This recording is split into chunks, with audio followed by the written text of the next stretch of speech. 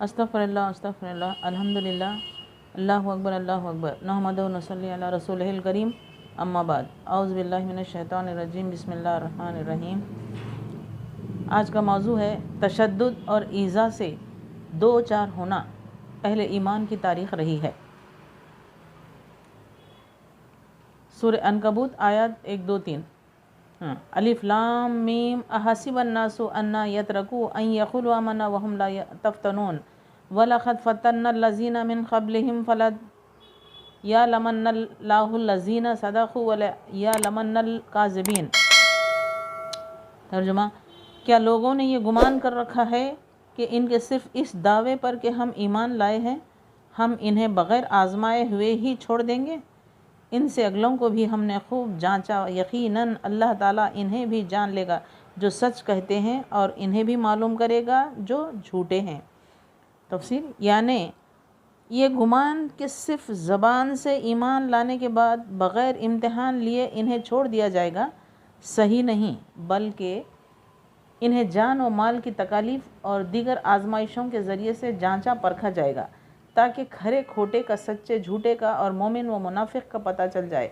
आजमाइश करेगा जिस तरह पहली उम्मत की आजमाइश की गई। इन आयात की शान नुज़ूल की रिवायत में आता है कि सहाबा इकराम ने इस जुल्म व सितम की शिकायत की जिसका निशाना वो कुफ़ार मक्का की तरफ से बने हुए थे और रसूल सल्लल्लाहु अलैहि वसल्लम से दुआ की, दरख्वास्त की ताकि अल्लाह ताला इनकी मदद फरमाए।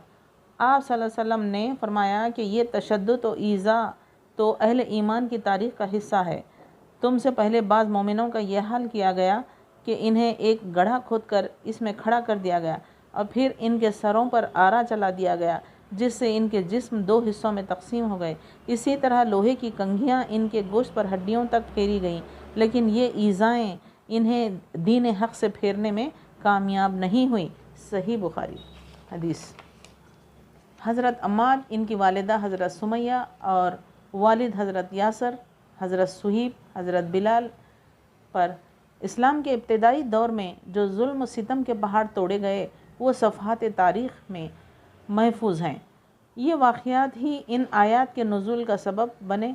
ताहम उमूम अल्फाज के एतबार से क़ियामत तक के अहले ईमान इसमें दाखिल हैं।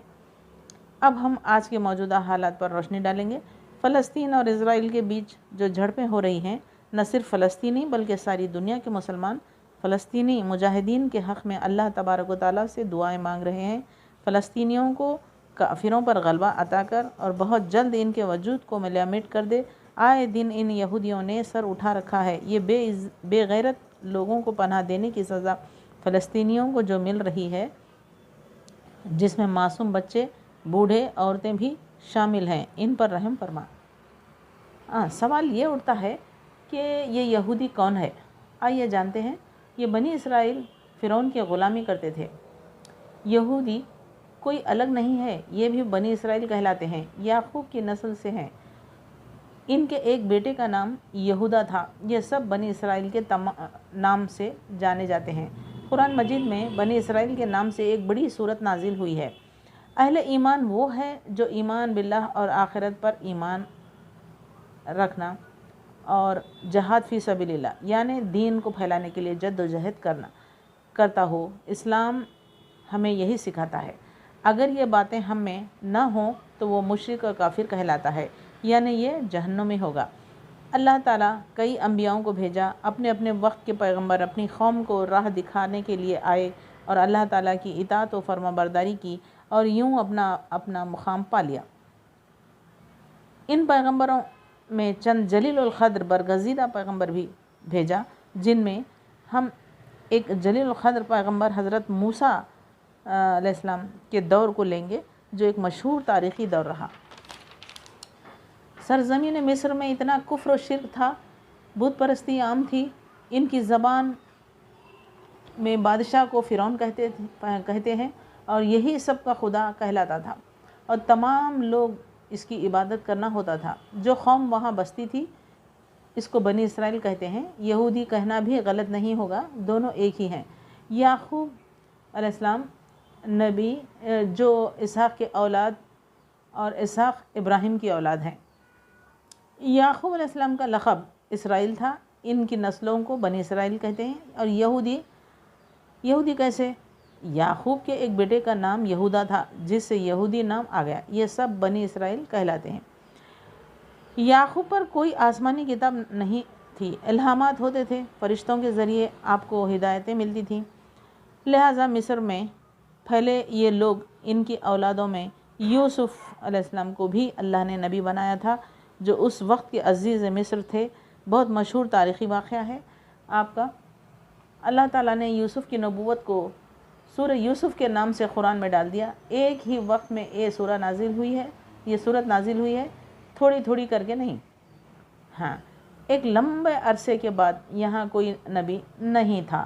فرعون نجومیوں کی باتیں سنتے تھے، کہنے لگے کہ بنی اسرائیل میں ایک نبی پیدا ہوگا جو فرعونیت کو ختم کر دے گا اور دین حق کی تعلیم دے گا۔ تو کڑی پابندی لگا دی گئی، جو بھی بچہ بنی اسرائیل میں پیدا ہوگا وہ ختم کر دیا جائے گا۔ اللہ کی مرضی کے آگے کون کیا کر لے گا؟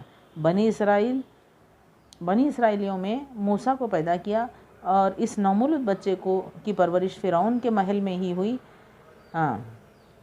لہٰذا آپ عمر کے اس حصے میں پہنچے جہاں نبوت سے نوازا جاتا ہے۔ یہ بہت جلیل القدر پیغمبر گزرے ہیں، آپ کو اللہ تعالیٰ نے کئی معجزات عطا کیے۔ دین حق کی تعلیم دینے میں آپ نے کوئی کسر نہیں چھوڑی۔ آسمانی کتاب تورات کا نزول ہوا، ان کی قوم نے پوری طرح آپ کی اطاعت و فرما برداری نہیں کی۔ یہ قوم میں فتنہ نفاق عام تھا۔ پیغمبر کا پیروکار بن کر دکھاتے، پھر فرعون کے پاس جاتے تو اس کے غلام بن جاتے۔ اس طرح ان کی طرز زندگی رہی۔ موسیٰ نے اللہ سے بہت بار دعائیں مانگی اس قوم کو راہ راست پر لانے کے لیے، یہاں تک کہ اللہ تعالیٰ سے اجازت مانگی، اپنی زبان کی لکنت کی وجہ اپنے بھائی ہارون کا سہارا مانگا، تو اللہ نے ان کے بھائی ہارون کو بھی نبوت عطا کی۔ باوجود اس کے ان کی قوم آپ کی غیر موجودگی میں، یعنی آپ کوہ طور پر اللہ کو دیکھنے کی خواہش کی تھی۔ اس دوران یہاں ان کی قوم ہارون کے زیر نگرانی میں تھی۔ سامری جادوگر نے ان سب کو بت پرستی پر مجبور کر دیا۔ یہاں سے بنی اسرائیل یعنی یہودی آپس میں بٹ گئے۔ جو اپنے پیغمبر کی اطاعت کی مقام اولا پا لیا، جو گمراہ ہو گئی ان پر اللہ کی لعنت آ پہنچی۔ قیامت تک اس طرح بھٹکتے رہو گے۔ ہم سب آج یہی دیکھ رہے ہیں۔ موجودہ فلسطین اور اسرائیل کے درمیان جو جھڑپیں ہو رہی ہیں، یہ کوئی نئی بات نہیں ہے۔ اگر یہ تاریخ کو سمجھیں گے تو یہ سب بات سمجھ میں آ جائے گی۔ لہٰذا آج بھی یہ لوگ بھٹک ہی رہے ہیں، ان کا کوئی پرسان حال نہیں تھا۔ خشیت الہی نے یعنی خوف الہی نے اہل ایمان کو جھنجھوڑ کر رکھ دیا۔ انسانیت کے خاطر ان فلسطینیوں نے ان کو تھوڑا سا سہارا کیا دیا، اس پر ان لوگوں نے اپنی مکاری اور جالسازی سے اہل ایمان کو کمزور کر کے خود کو مضبوط طاقتور قوم بنا بیٹھا ہے۔ یہودی اہل کتاب ہونے کے باوجود بھی وہ اپنی کتاب تورات کے مطابق نہیں چلتے، اس میں تبدیلیاں بھی لائے ہیں۔ دیگر آسمانی کتابیں جیسے تورات، زبور، انجیل کی تصدیق قرآن مجید کرتی ہے۔ یہ اللہ کا حکم ہے۔ قرآن مجید آخری آسمانی کتاب ہے۔ اس بات کو اپنی کتابوں سے مٹا دیے ہیں، اصلیت نہیں دکھاتے، نقلی کتابیں بنا کر پیش کرتے ہیں۔ روز قیامت پر ایمان رکھنا ایمان کا ایک حصہ ہے۔ اہل ایمان اور کافروں پر جو جھڑپیں ہوتی رہتی ہیں، اللہ تعالیٰ کی طرف سے ایمان والوں کے لیے آزمائش ہے۔ یہ حضور صلی اللہ علیہ وسلم کی پیشن گوئی بھی ہے کہ قیامت کے سامنے مومنوں پر ظلم ڈھائے جائیں گے، صبر کا امتحان لیا جائے گا۔ یہ آیت ہمیں یہی سمجھا رہی ہے کہ کون راہ پر ہے اور کون نہیں ہے، کون سچا اور کون جھوٹا ہے۔ ان سب کا امتحان لیے بغیر چھٹکارا نہیں۔